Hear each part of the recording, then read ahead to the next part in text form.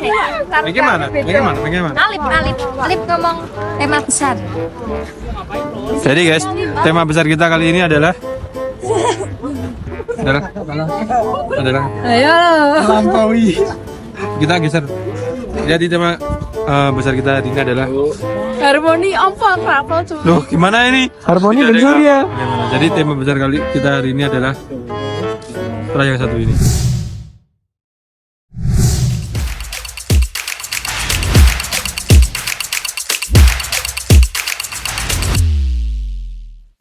Ponpes Edi Mansoro menjadi destinasi kunjungan pertama kita karena pondok pesantren ini berada di Salatiga.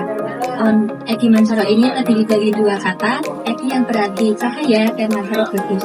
Jadi pondok pesantren Edi Mansoro ini diharapkan menjadi sinar yang bagus yang menyeluruh di seluruh dunia. Awalnya Edi Mansoro ini sebuah tempat untuk pelatihan dan pendidikan para aktivis LSM Desaku Maju, yaitu pada era akhir 80-an dan awal 90-an, hingga akhirnya didirikan pondok pesantren pada akhir 89. Pondok pesantren ini tidak hanya mengajarkan terkait agama saja, namun terkait agama yang lain secara mendalam. Hal ini terjadi pada saat bulan Ramadan dilakukan kajian lintas agama. Kajian ini mengundang seluruh pemuka agama dan diharapkan para santri bisa menjadi toleransi dan berbagi.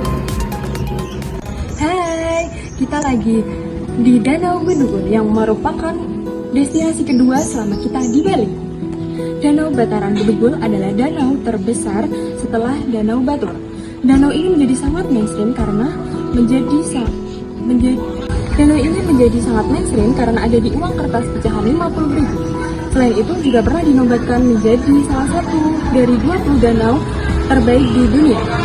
Lokasi Danau Bataran Bedugul berada di Desa Candi Kuning, Kecamatan Baturiti, Kabupaten Tabanan, Bali. Asal kata Bedugul yaitu perkiraan pada zaman dahulu ada seorang raja yang mandi di Danau Bataran dan tak sengaja dilihat oleh warga sekitar sambil mereka mengatakan Bedugul Raja kelihatan. Itulah mengapa tempat wisata ini disebut Bedugul. Cerita lain sejarah asal-usul nama diambil dari kata beduk karena adanya kelompok masyarakat muslim di sekitar Bedugul, dan kul berasal dari kul-kul yang merupakan alat komunikasi tradisional masyarakat Bali yang fungsinya hampir sama seperti kentongan. Penggabungan kedua kata itulah kemudian menjadikan nama daerah ini disebut Bedugul. Di sisi sebelah barat Danau Bataran Bedugul terdapat sebuah masjid yang cukup tua, yaitu Masjid Besar Al-Hidayah. Masjid ini berada di atas sebuah bukit kecil. Hal ini menunjukkan bahwa masyarakat setempat saling menghargai dan sangat toleran satu dengan yang lain. Halo guys, kita sekarang ada di Jogger. Kita tadi habis perjalanan dari Bedugul, sekarang kita ada di Jogger. Nah, yang aku ketahui sendiri di Bali sendiri itu produk Jogger itu adalah produk oleh-oleh khas yang ada di Bali. Nah, terus juga dari Jogger sendiri itu ada dua cabang. Yang pertama ada di Tabanan, yang kedua ada di Kota. Nah, yang di Tabanan sendiri itu Jogger tidak terlalu besar, yang besar itu ada di daerah Kota, yang ada di Denpasar, Bali. Mungkin itu yang bisa saya ketahui. Terima kasih. Oke, kali ini kita akan menjelaskan tentang tarian tradisional yang ada di Bali, yaitu tari kecak.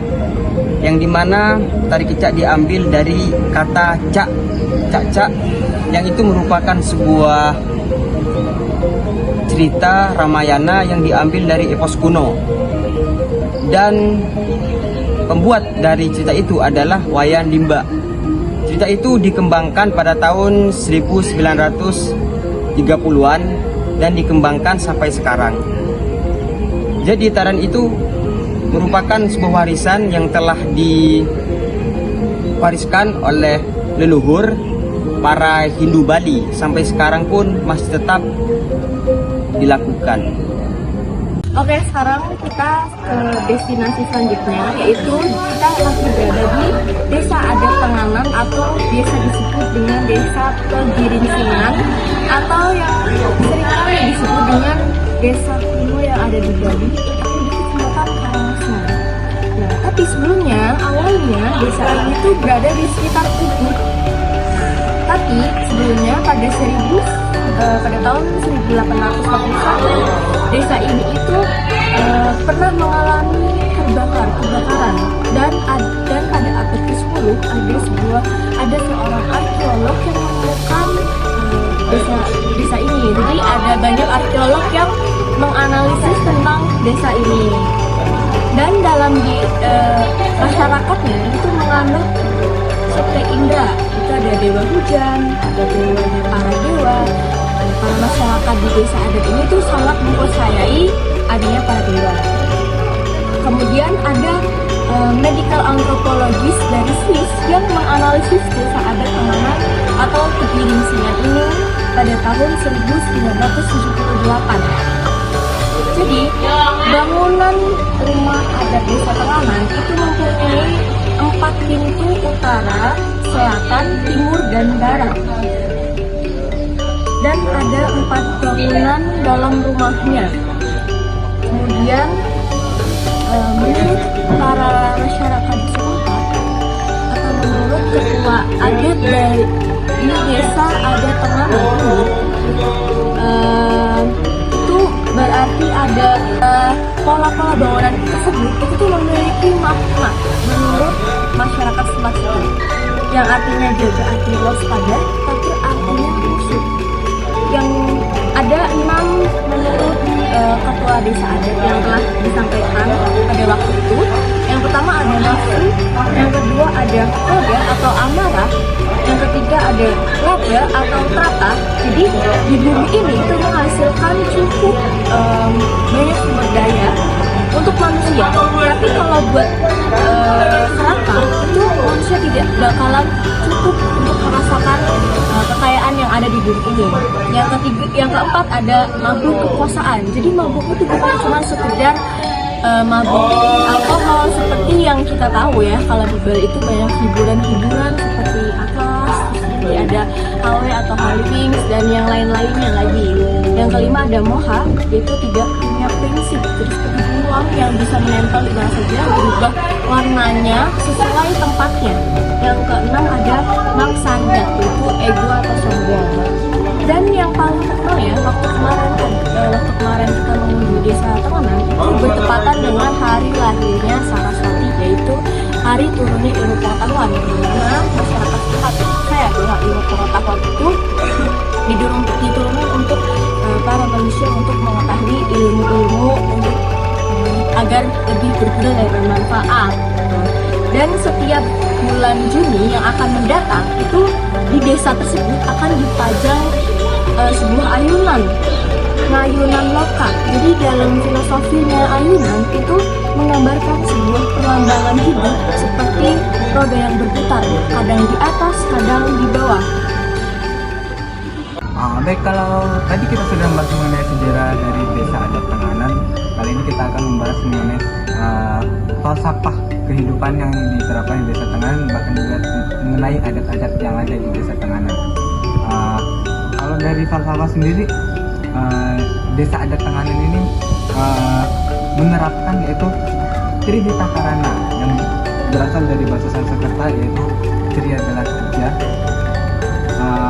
lalu Tita adalah kebahagiaan dan kebahagiaan atau kesejahteraan, lalu Karana adalah sebab atau penyebab. Jadi maksudnya di sini adalah 3 sebab yang menyebabkan kebahagiaan atau kesejahteraan. Yang pertama yaitu ada parhayangan atau hubungan harmonis antara manusia dengan Tuhan. Lalu yang kedua adalah pawongan, yaitu hubungan manusia dengan alam sekitar.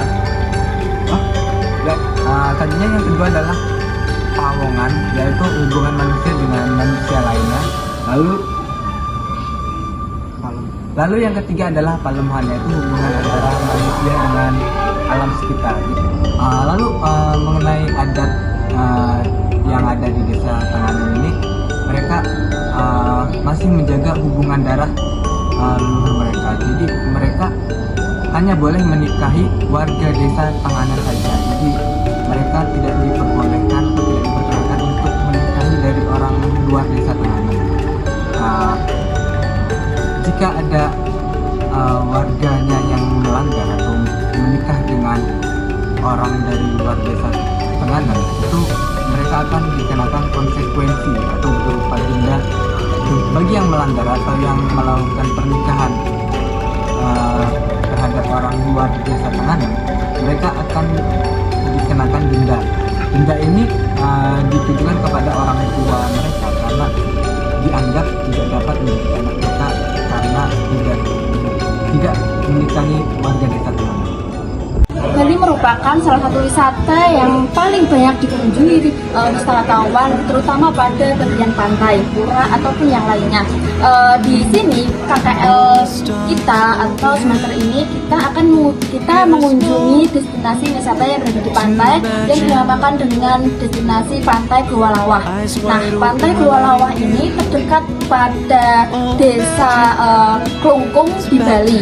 Nah, pantai ini sangat strategis sekali dengan jalan raya. Kita bisa mengunjunginya dengan secara strategis. Nah, asal usul dari Goa Lawah sendiri yaitu berasal dari kata goa yang artinya ya goa atau lubang, sedangkan lawah artinya adalah kelelawar. Halo, selamat malam. Malam ini kita akan makan malam di Jimbaran, yang dimana di sana ada destinasi pantai yang sangat bagus dan kuliner yang sangat populer terkenal, yaitu seafood Bakanan Jimbaran sendiri. Di sana kita selain makan malam ada mempererat persaudaraan dan menambah relasi antar orang lain. Selain itu ada berbagai hiburan yang dimana ada orang yang maju ke atas panggung untuk menghidupkan suasana yang ada di sana. Oke guys, seperti dengan halnya jogger, kita akan menuju ke tempat oleh-oleh selanjutnya, yakni Krishna, yang dimana juga menyediakan aneka oleh-oleh khas Bali. Di antaranya ada kaos Fight Krishna Bali, kemudian ada gantungan kunci, tas, sandal, kemudian ada dompet dan lain-lain. Kemudian oleh-oleh yang paling dinikmati oleh para wisatawan dan banyak dicari diantaranya adalah pai Bali dan kopi Bali. Hai, selanjutnya kita akan ke Mountain Forest yang ada di Sangihe Bali. Sejarah singkat kawasan hutan tersebut dilindungi dan dihuni oleh 600 ekor merpati. Sebagai cagar alam di masa lalu, hutan ini dikenal sebagai tempat tinggal monyet yang dibiarkan berkembang biak secara alami dan juga sebagai tempat wisata yang terkenal. Kawasan ini dibangun sekitar abad ke-14, lalu hutan ini memiliki sejarah yang berkaitan dengan kebudayaan spiritual masyarakat Bali dan juga menjadi tempat ibadah untuk menghormati leluhurnya. Lalu pura ini digunakan untuk upacara keagamaan Hindu yang ada juga. Sekian. Nah, di momen kuliah kerja lapangan UIN Wonosobo 2025 ini kita membuat wawasan kita terhadap indahnya Indonesia itu jadi lebih luas kan, dan juga melihat budaya dan juga ragam alam yang ada di Indonesia, terutama di Bali ini kita jadi mengerti dan juga paham dengan itu. Nah, mungkin sekian saja dari kelompok kami, yaitu kelompok 8 kuliah kerja lapangan UIN Wonosobo Semarang ke Bali. Kami ucapkan terima kasih untuk yang sudah menonton. Semoga hari Anda bahagia.